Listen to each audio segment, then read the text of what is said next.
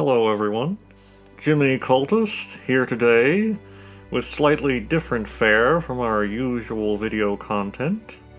Today I will be showcasing concept art and lost ideas from my adaptation of War of the Worlds. If you wish to play my take on War of the Worlds, Marty will leave instructions in the description for how you can find it in Dreams. Also, a selection of pictures from this presentation will be available for purchase and viewing on ArtPal. Marty will leave a link in the description to that as well. Also, in case this particular type of content doesn't scratch your itches, don't worry, we will be producing more Dreams content very soon. And now, without further ado, let's get into the video. This picture of a deserted hill was the first concept art I produced for War of the Worlds. My original vision for the story was a short in which a young boy flees a pursuing tripod and takes refuge in a ditch where he falls asleep. He would then experience a dream where he is in a Martian tripod of his own, which he uses to fight back against the Martians. Upon awakening, he discovers the Martians have already died from Earth's bacteria. This is my first rough sketch of a tripod. They're originally supposed to be less machine-like and more organic in nature. In the final version of War of the Worlds, their movements are meant to be very lifelike, as they are an extension of their driver's mannerisms. More tripods with various different hood shapes and leg configurations. Some of these designs resemble the Flatwoods monster, which served as the inspiration for Slurgo in my other creation, FetchQuest. This design acted as the basis for my very first War of the Worlds prototype, and the final versions that appear in the full game. Much of their final design was completely improvised during their creation process.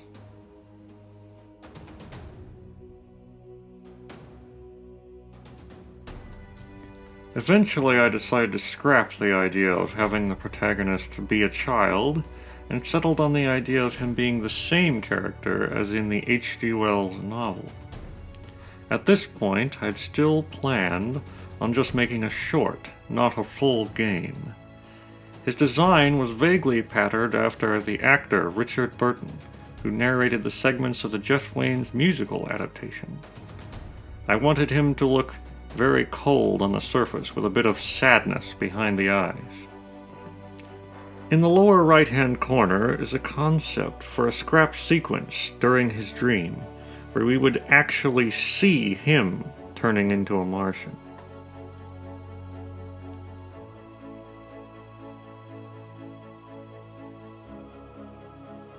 After I created my first prototype of the game, I began to consider an expanded story with a more action-oriented focus, in which the narrator would confront Martians abducting humans.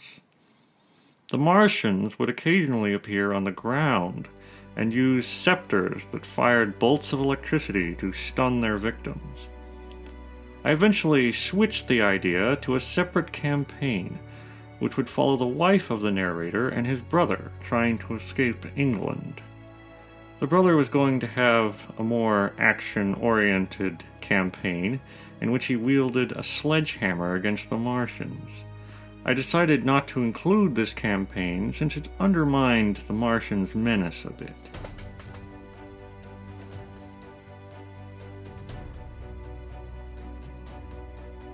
The Martian humanoids would have featured prominently in my action version of the War of the Worlds as a rather deceptive threat. Due to their large numbers, they would devour most food supplies, and thus deprive the human survivors. There were several segments which included the humanoids, which I scrapped or removed. The first was a scene in which the artillerymen would fight off hordes of Martian humanoids with an abandoned Maxim gun. This sequence was cut due to it seeming a bit mean-spirited. The second sequence involved a humanoid being drained of blood by a Martian. I was very uncomfortable depicting the Martian's blood-sucking and thought it best not to show such a hideous thing. There was a third sequence in the Dead London section of the game, in which the narrator enters an abandoned pub populated by dying humanoids, which become angry and attack you. This scene is still partially present in the wilderness, where the protagonist is forced to punch out a humanoid.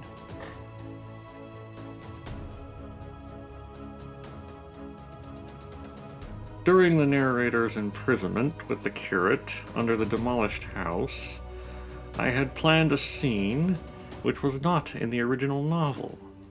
The Martians would wheel out a strange device which played music that hypnotized humans, causing them to be drawn to its source. Both the curate and the narrator would have to desperately resist the siren call of the machine in order to remain undetected. The device itself was inspired by the Morlock sirens from the 1960 adaptation of The Time Machine. Ultimately, I scrapped it, due to it dragging out the sequence unnecessarily. There was another similar scene, which was scrapped for the same reason, which depicted mothers offering their children to the Martians in hopes of securing their own safety. This scene was also a touch darker than I would have liked, so I scrapped it.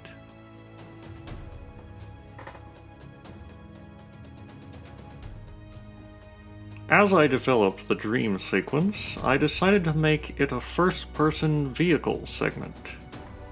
The player would no longer be restrained to a 2D perspective, allowing the player to feel the narrator's sense of power and absolute freedom inside his dream. Plus, I figured people would like at least one sequence where they control a tripod. I developed several enemy machines not mentioned in Wells' novel. The Louse was a large tank-like vehicle which sat low to the ground and rolled on ball bearings suspended by magnetism. The vehicle segment was originally going to feature a final boss in the form of a massive tripod with thick armor plating. The giant is inspired by a passage in the book in which the artilleryman describes Martian machines carrying something big. His description is too vague to suggest anything concrete, but I always imagine it as some massive Martian vehicle myself. Here is an alternative design for the giant. I liked the vehicle segment so much that I considered making an entire spin-off game about Martian tripods stolen by humans. But I had to keep myself from getting distracted. I had another idea for a game set on Mars, in which humans aid Martians in a civil war. But, again, I had to keep focus on the task at hand.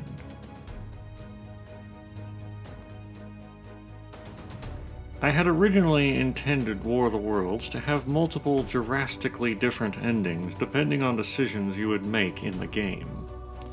One ending, which did technically make it into the final version, was the Martian help message.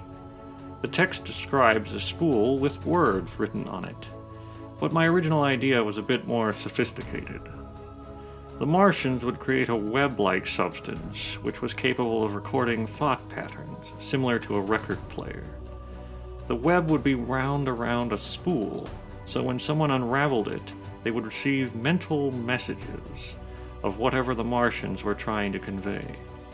This was removed from the final game, as it would require a rather long-winded explanation to make sense. There was also another scrapped ending, in which the Martians would remove the curate's Bible from his dead body and send it in a rocket back to Mars with other curiosities from Earth. This would have the unforeseen consequence of spreading Earth's bacteria to Mars, thus eliminating all the Martians. With the final ending, I decided the game should end on a more optimistic note for both humans and Martians, as I have become very weary of very depressing endings in modern media. I wanted the player to feel a sense of hope and optimism about the future rather than something bleak and depressing. Well, I hope you've enjoyed this little look into the lost content from my War of the Worlds adaptation, and I hope you've loved the final version of my game despite the trimming it went through. I believe it took 2 to 3 weeks to create, but it felt like an eternity from my perspective. Give us all a like and subscribe if you enjoy our content. A big thanks to our 100 subscribers, and I hope you all have a nice day.